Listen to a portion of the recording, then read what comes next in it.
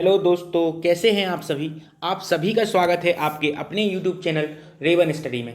मेरे प्यारे विद्यार्थियों, जैसा कि आप सभी जानते हैं कि साधारण ब्याज का कॉन्सेप्ट चल रहा है। अध्याय बहुत ही अच्छे से आप समझ रहे हो। साधारण ब्याज क्या होता है, कहाँ कहाँ हम प्रयोग कर सकते हैं और किस विधि से आपको लगाना है, ये मैं आपको सिखा रहा हूँ और आप बहुत अच्छे से सीख रहे हो। आपको बहुत मज़ा आ रहा है, इसकी मुझे पूरी आशा है। ठीक है ना। तो आज मैंने सोचा कि कुछ और अच्छे अच्छे सवाल लेकर आपके पास आऊँ, आपके सामने प्रस्तुत हुआ हूँ। बहुत ही अच्छे सवाल लेकर, जिन्हें लगाकर आप बहुत ही अच्छा महसूस करने वाले हो, क्योंकि आपके दिमाग की सर्विस होने वाली है आज। ठीक है ना। तो शुरुआत करते हैं। पहला सवाल है कि कोई व्यक्ति एक निश्चित धनराशि प्रत्येक वर्ष की शुरुआत में 100 रुपये जमा करता है। ठीक है। अगर बैंक उसे 8% साधारण ब्याज देता है। अच्छा, ये सुनो भाई, पहला साल है और उसने 100 रुपये जमा किए। 8% के हिसाब से वह कितना ब्याज मिलेगा? 8 रुपये। भाई 100 का 8% कितना होता? 8 ही तो मिलेगा। ठीक है ना। और एक साल की बात मैंने पूछी आपसे, तो एक साल में 8 ही निकालोगे आप। ठीक है। दूसरा साल आया तो उसने 100 रुपये और जमा कर दिए इसी में। ठीक है। तो अब जो मूलधन होगा मेरे प्यारे भाई, वह कितना हो जाएगा? 200। बोलो, है ना? हो जाएगा ना। अब 200 पर फिर से 8% मिलना है ना। तो 200 का 8% निकालेंगे तो कितना होगा? निकालिए आप। 200 का 8%, तो 200 गुणा 8/100, यही करेंगे ना ऐसे। तो ये कट गए 2 बार और कितना आया? 16 आया ना। तो हम इतना ना करके सीधा यहाँ 16 लिख दें तो कोई दिक्कत थोड़ी ना है। कितना आया? 16। ठीक है। अब फिर क्या आया? तीसरा साल आया और उसने फिर से इसमें 100 रुपये जमा कर दिए। तो अब जो मूलधन बना वो कितना हो गया? 300। ठीक है ना। और 300 पर फिर से 8% की रेट से क्या मिलना है? इंटरेस्ट, ब्याज मिलना है। तो आप क्या करोगे? 300 का 8% निकालो, कितना हो रहा है? निकालो। तो 100 तिहाई 300 और 24 हो गया। तो सीधा यहाँ 24 लिख दें, कोई दिक्कत तो नहीं होगी ना। इससे मिलना 24। ठीक है ना। अच्छी तरह से लिख देता हूँ अब। ठीक है। अब आपको देखना है कि अगर तीसरे वर्ष के अंत में कुल मिश्र धन कितना है? 69,600 रुपये। तो मेरे प्यारे भाइयों, यहाँ आपको देखना क्या है, मैं आपको बता दूं कि पी कितना है कुल। देखो, हर साल 100 रुपये जोड़ रहा, तो कुल मिलाकर पी तो 300 है। 300। ठीक है। आपको जो ब्याज है ना, वो ब्याज कितना मिल रहा? ऐसा ही देखो, 8 यहाँ से मिला, 16 यहाँ से, 24 यहाँ से, सबको जोड़ेंगे ना तो आएगा 48। और अगर आपसे कहूँ कि ए निकालो आप, तो इसको और इसको जोड़ दोगे तो कितना आएगा? 348। क्योंकि मिश्रधन क्या होता है? मूलधन और ब्याज का योग। तो 348 आपका क्या आ गया? ब्याज। और ये जो है ना मिश्रधन 348, ये किसके बराबर है? 69,600 की। क्योंकि सवाल में लिखा है ना। तो यहाँ से आप एक के बराबर निकाल सकते, कितना आएगा? कितना भाई? 2 बार में कट जाएंगे तो 200 हो गया, एक के बराबर हो गया 200। पूछा क्या है? प्रत्येक वर्ष कितनी धनराशि जमा करता है? प्रत्येक वर्ष 100 रुपये ही तो जमा करता है। तो भाई 1 बराबर 200 की, तो 100 बराबर 100 गुणा 200। ठीक है। कितना हो जाएगा? 20,000। ये हो गया, खत्म काम। कुछ नहीं, कुछ है ही नहीं।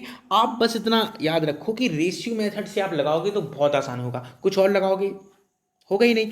100 रुपये को 100 मान लिया आपने भाई, वैल्यू थोड़ी ना चेंज कर रहे हो, वैल्यू तो 100 ही है। बस रुपए नहीं मानना आपको, अनुपात में मान रहे हो ना, इसलिए बस 100 रेशियो का मान निकालना था। एक रेशियो बराबर 200, तो 100 गुणा 200 कितना आया? 20,000 उत्तर हो गया। ऐसे लगाना था, बहुत ही आसान था ना। अब अगला सवाल बोला गया है कि एक मूल राशि बताइए, वह मूल राशि बताइए जिस पर 5% प्रतिवर्ष साधारण ब्याज दर पर प्रतिदिन 1 रुपये ब्याज के रूप में प्राप्त हो। बहुत बढ़िया सवाल है। 5% को क्या लिख सकते हैं? 1/20। तात्पर्य कहने का ये है कि अगर आपका मूलधन 20 है तो आपका जो इंटरेस्ट होगा वो 1 होगा। और ये कैसा होगा? ये होगा ईयरली, वार्षिक होगा ना। होगा ना। अब बोला गया है कि प्रतिदिन 1 रुपये ब्याज मिलता है, मतलब एक दिन में 1 रुपये। लेकिन आपको तो यहाँ ईयरली, वार्षिक पता है। तो एक वर्ष में कितने दिन? 365। तो 365 दिन में कितने ब्याज मिलेगा ये देख लो। 365 रुपये। बोलो हाँ है ना। मिलेगा ना 365 रुपए। भाई एक दिन में 1 रुपये तो 365 दिन में 365 रुपये। एक क्या है, ये आपका ब्याज आ गया कितने का, 1 साल का, और 1 साल का ब्याज यहाँ कितना है, 1 रेशियो, तो 1 बराबर हो जाएगा 365 के। क्या चाहिए, मूल राशि। मूल राशि कितनी है, 20 अनुपात में, तो 1 रेशियो बराबर 365, तो 20 बराबर 365 गुणा 20, 0 2 पंची 10, 2 6 12 1 13, 2 3 6 1 7, 7300 रुपये आपका उत्तर खत्म। ऐसे लगाना था, बताओ कितना आसान है। आप लगाते होगे इसको सूत्र से, लेकिन सूत्र से तो और सरल हो गया, हो गया ना, हो गया। चलो अगला सवाल। बोला गया है कि कोई व्यक्ति एक निश्चित रकम 6% साधारण ब्याज पर जमा करता है, 2 वर्ष के अंत में उसमें से 1600 रुपये निकाल लेता है और बचे हुए पैसे पर बैंक उसे 12.5% ब्याज दर पर ब्याज देता है। यदि तीसरे वर्ष के अंत में कुल मिश्र धन 4500 रुपये हो जाता है तो बैंक उसे कुल कितना ब्याज देता है। इस सवाल को समझने के लिए ना आप बिल्कुल शांत बैठना, बिल्कुल भी। अगर कुछ कर रहे हो तो वो करना छोड़ दो, पहले तो लिखना छोड़ दो। अगर लिख रहे हो तो 1 मिनट रुक जाओ, मैं बिल्कुल बहुत अच्छे से आपको बारीक से बारीक बात बताने वाला हूँ और आपको ध्यान से समझना है, ठीक है ना। बिल्कुल भी हबड़ तबड़ नहीं करेंगे, आराम से समझेंगे। क्या है, 6% साधारण ब्याज की दर है और 2 वर्ष के अंत में काउंट करना है कि ब्याज कितना हो रहा है, ऐसे समझ लो। तो भाई 6% और 2 साल, तो कुल मिला के ब्याज क्या मिलेगा, 12% के हिसाब से मिलेगा ना। मतलब तात्पर्य कहने का ये है कि अगर आपकी धनराशि 100 है तो आपका मिश्र धन कितना हो जाएगा, 112, क्योंकि 12% ब्याज भी तो मिलना है, ठीक है। अब यहां से हम इसको काट सकते हैं, तो आप इसको 5056 लिख सकते हो ना, देखो, और ऐसे 2 से काट लिए, ठीक है ना, 5056। अब ठीक है, और भी आप काट सकते हो, कोई दिक्कत नहीं है, लेकिन इतना रहने दो, कैलकुलेशन आसान हो जाएगी, ठीक है। अब बोला है ये पहला साल है, 2 साल तक हो रहा, हाँ, तो भाई 2 मतलब पहली दफ़ा एक किया, 2 साल हो गए, पहली दफ़ा एक किया। अब क्या हुआ कि 2 साल के बाद 1600 रुपये निकाल लिए गए, तो 1600 माइनस, फिर बचे हुए पैसे पर 12.5% ब्याज दर पर ब्याज देता है, कौन, बैंक दे रहा उसे ब्याज। तीसरे वर्ष के अंत में कुल मिश्र धन 4500 रुपये हो जाता है, तीसरे वर्ष के अंत में। तो देखो ये तो खत्म हो गई ना।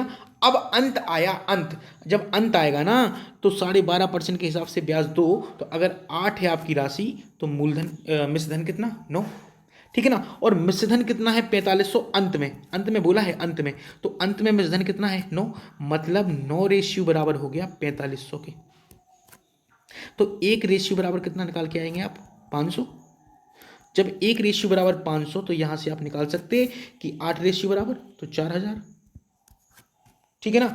अब जाना है आपको इसमें, तो क्या करना पड़ेगा यहां पहुंचने के लिए, भाई 1600 घटाए गए थे, यहां पे घटाए गए थे ना, तो यहां हम अगर 1600 जोड़ देंगे 4000 में, भाई 4000 को लेके जा रहे हैं हम, उल्टा लगाना है सवाल। तो अब यहां से इस वाले खाने में, ये नीचे वाले खाने को तो हमने हल कर लिया, अब इससे ऊपर वाले खाने में जाएंगे, तो 4000 को हमें 1600 में जोड़ना पड़ेगा, कितना हो जाएगा, 5600। पहुंच गए यहाँ। ये 5600 क्या है, किस में से घटाओगे आप मिश्र धन में से ही तो निकालोगे, जो पैसा होगा भाई आपने जमा कर लिया, अब उसमें से ही तो निकालोगे। तो इसी में से ये 56 रेशियो है ना, इसमें से तो 1600 निकाले थे ना, तो अब हमने जोड़ दिए, तो 56 रेशियो के बराबर पैसा हो गया, तो 56 के बराबर कितना हो गया, 5600 हो गया ना। तो यहां से आप निकाल पाएंगे कि 1 रेशियो बराबर आया कितना, 100। तो यहां से आप निकाल पाएंगे कि ये 50 बराबर कितना हो जाएगा, जो मूलधन आपको चाहिए कितना हो जाएगा, 1 रेशियो बराबर 100, तो 50 रेशियो बराबर 5000 हो जाएगा ना। अब पूछा क्या है, इस एक गौर करने की बात है, पूछा क्या है, तो बैंक उसे कुल कितना ब्याज देता है। देखो पहली दफा क्या था, 5000 की राशि थी और 5600 रुपये उसके हो गए थे, तो कितना ब्याज मिला, 600। फिर बाद में 1600 निकाला, वो अलग की बात है, लेकिन 5000 से 5600 हो रहा था, ये समझ में आया, तो 600 तो यहाँ मिल गए। फिर 4000 से 4500 हो गए, तो ब्याज कितना मिला, 500 यहाँ मिल गया, कुल मिला के कितना, 1100 रुपये उसको ब्याज मिला। तो सी ऑप्शन आपका सही हो जाएगा। ऐसे लगाना था ये सवाल, बिल्कुल शानदार तरीके से, घबराना है ही नहीं। एक बार फिर से देख लो रिवर्स करके, आराम से समझ में आ जाएगा, ठीक है ना। चलो अगली बार सवाल बोलता है कि कोई व्यक्ति कुछ धनराशि 2 बैंकों में 7:5 के अनुपात में निवेश करता है। पहले बैंक से उसे 17% ब्याज की दर प्राप्त होती है, जबकि कुल निवेश पर 19.5 प्रतिशत ब्याज दर प्राप्त होती है। अगर दूसरा बैंक उसे 460 रुपये देता है तो उसने बैंक में कुल कितने निवेश किए रुपए पूछे हैं। ठीक है भाई, 7:5 है तो पहले बैंक की राशि 700, दूसरे की 500 मान सकते, क्योंकि अनुपात में निश्चितता नहीं होती, इसलिए आप कितना भी मान सकते, 7,000, 5,000, 70,000, 50,000, 70 और 50 भी मान सकते, कुछ भी। तो हमने 700 और 500 मान लिया कैलकुलेशन सरल बनाने के लिए। तो कुल मिला के राशि कितनी है, 1200 हो जाएगी ना। एक बैंक में 700, दूसरे में 500, तो कुल मिलाकर 1200। अब यहाँ से क्या देखना है, बोलता है कि पहले बैंक से, तो पहला तो यही है, 17% ब्याज देता, तो 700 का 17% निकाल दो, सीधा 17% दे रहा ना ब्याज, निकालो। तो आप यहाँ से निकालोगे तो 17×119, क्योंकि प्रतिशत से 2 बिंदु तो कट जाएंगी। ठीक है, ये आ गया पहले बैंक से। अब क्या बोला है, जबकि कुल निवेश पर, तो कुल निवेश यही तो है, 19.5% प्रतिशत ब्याज दर प्राप्त होती है। तो आप 19.5 को सरल बनाने के लिए 39/2 नहीं लिख सकते, प्रतिशत है, प्रतिशत से 2 बिंदु तो कट जाएंगी और 2 का देंगे भाग तो 6 बार गया, और 6 का गुणा करेंगे तो 6×9 = 54, 6×3 = 18, 23, इतना आएगा। आ गया ना। अभी आपको क्या देखना है मेरे प्यारे भाइयों कि 700 से 119 का ब्याज मिल गया, कुल राशि पर 234 का ब्याज मिल रहा है, तो दूसरे बैंक से कितना मिले कि 119 जोड़ दें तो 234 हो जाए। तो आप कहोगे कि गुरुजी ये 234 में से 119 घटाओगे तो 115 बच रहा है, ठीक है ना। तो 115 दूसरे बैंक से मिला, लेकिन उन्होंने बोला कि दूसरा बैंक उसे 460 रुपये ब्याज देता है ना। तो यहाँ से आपको क्या देखना है कि 115 बराबर कितने के है, 460 के, क्योंकि दूसरा बैंक कितना दे रहा अनुपात में 115, और आपने निकाला कितना 115, बोलता है 460 देगा ब्याज, तो 115 बराबर 460 रुपए। तो 1 बराबर निकालेंगे तो क्या आएगा, 4 बार में कट जाएंगे, 1 बराबर 4। पूछा क्या गया है, उसने बैंक में कुल कितना निवेश किया, भाई यही तो निवेश किया था, कितना माना था 1200, तो 1 बराबर 4, तो 1200×4, क्योंकि 12 रेशियो का मान चाहिए, तो कितना आएगा 4800। खत्म काम, सी ऑप्शन आपका सही हो गया। बोलो कितना मज़ेदार सवाल था ना। आप किसी और विधि से लगाएंगे ना तो फंस जाएंगे, गारंटी मैं देता हूँ आपको। तो इससे लगाइए, इससे आसान नहीं होगा, ठीक है ना। चलो अगला सवाल है कि किसी बैंक की प्रतिवर्ष साधारण ब्याज की दर 3.5% से 5% हो जाती है और समय अवधि 2.5 वर्ष से बढ़कर 3.5 वर्ष हो जाती है, तो कुल साधारण ब्याज में 135 रुपये की वृद्धि हो जाती है। प्रारंभिक साधारण ब्याज ज्ञात करें। चलो कोई बात नहीं भाई, 3.5% के हिसाब से पहले तो साल 2.5 वर्ष था, देखो ये परसेंटेज है और ये समय है, तो RT% ही तो ब्याज होता है, तो R×T, टी कितना है 2.5 वर्ष, ये तो पहला साल हो गया, ठीक है। और फिर क्या हो गया, दर बढ़ गई, कितनी हो गई 5, और साल कितने हो गए 3.5। ए और ए ब्याज ही तो है, R×T क्या होता है ब्याज। जब ब्याज होता है R×T तो हम देखेंगे कि इनमें अंतर कितने का है, क्योंकि उन्होंने बोला कि वृद्धि हो रही, तो देखेंगे ना कि वृद्धि या कमी जो भी हो रहा है वो कितना हो रहा है। अगर वृद्धि दे रहा है सवाल तो वृद्धि देख लो कितनी हो रही है, देखो तो इसमें से घटाना पड़ेगा ना, इसमें से इसको घटाओ हैं, तो क्या करेंगे आप 3.5 कॉमन ले लो, देखो क्योंकि 3.5 यहाँ भी है और 3.5 यहाँ भी है ना।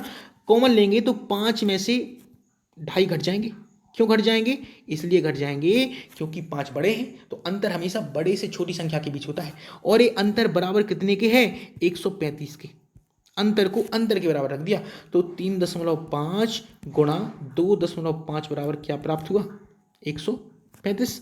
अब यहाँ से देखना कैलकुलेशन कितनी सरल, ध्यान से देखना। तो प्रारंभिक साधारण ब्याज ज्ञात करें, देखो प्रारंभिक साधारण ब्याज कितना है 3.5 गुणा 2.5, और हमने जो मान निकाला है वो कितना निकाला है 3.5 और 2.5 का, देखो कितना निकाला 135 निकाला ना। तो इसका और इसका देखो मान समान है ना समान, तो अगर इसके बराबर 135 है तो यहाँ भी 135 ही होगा, तो प्रारंभिक साधारण ब्याज कितना होगा 135, उत्तर आ गया। कुछ और पूछता तो फिर अलग दिमाग लगाते ना, कैलकुलेशन देखो कितनी सरल होगी, ऐसे लगाना था, हो गया काम। अगला सवाल, सवाल है कि एक व्यक्ति द्वारा अपने बच्चों जिनकी आयु 12 वर्ष व 14 वर्ष है बैंक खातों में 7500 रुपये की धनराशि इस प्रकार जमा करता है ताकि 18 वर्ष की आयु पूरी होने पर 5% प्रतिवर्ष साधारण ब्याज की दर से इनको समान धन प्राप्त हो। छोटे बच्चे का हिस्सा ज्ञात करो। बहुत बेहतरीन सवाल है। देखो, एक है 12 साल का और एक है 14 साल का। अगर दोनों को 18 बनाना है ना तो इसको कितनी साल चाहिए? 6 साल। और इसको कितने साल चाहिए? 4 साल चाहिए ना। और छोटा लिखो, ज़्यादा अच्छा रहेगा। ठीक है, ये 12 है और ये 14 है। ठीक है, अब मैं आपसे कहूँ कि इसको चाहिए कितना? 6 साल। और इसको कितना चाहिए? 4 साल चाहिए ना। ठीक है, अब 5% की रेट है तो 6 साल में 5% के हिसाब से कितना ब्याज मिलेगा? 30%। और 4 साल में 5% के हिसाब से कितना ब्याज मिलेगा? तो आप कहोगे 20%। ये तो ब्याज हो गया, ब्याज हो गया ना। अब मैं आपसे कहूँ, उन्होंने बोला है साधारण ब्याज की दर से समान धन प्राप्त हो, मतलब मिश्र धन समान है, समान धन प्राप्त हो रहा, ब्याज प्राप्त नहीं हो रहा समान। तो आप क्या करोगे कि मूलधन का 130% निकालोगे। क्यों निकालोगे? क्योंकि भाई 30% तो ब्याज ही है। 100 में 30 जोड़ दिया तभी तो मिश्र धन बना है। प्रतिशत था, मूलधन हमें पता नहीं है, 100 मान लिया तो 100 में 30 जोड़ दिया तभी तो एक क्या हो गया? मिश्र धन बना। तो मूलधन का 130% ही मिश्र धन होगा।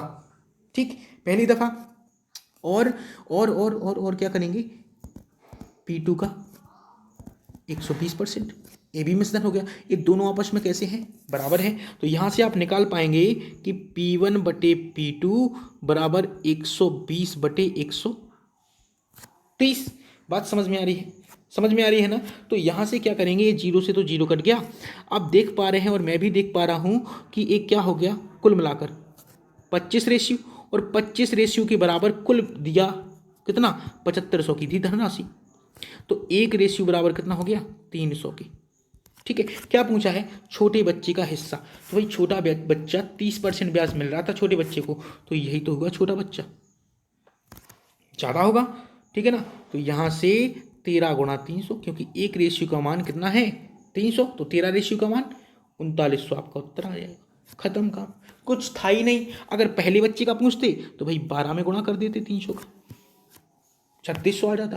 कुछ है ही नहीं, जो पूछे उत्तर। 3600 पूछता तो 3600, 3900 पूछता तो 3900। कुछ नहीं है सवाल में, आसानी से हो गया, हो गया ना। तो ये थे आज के माइंड ब्लोइंग क्वेश्चंस। ठीक है, मैंने इनको नाम दिया है क्योंकि बहुत ही बेहतरीन थे।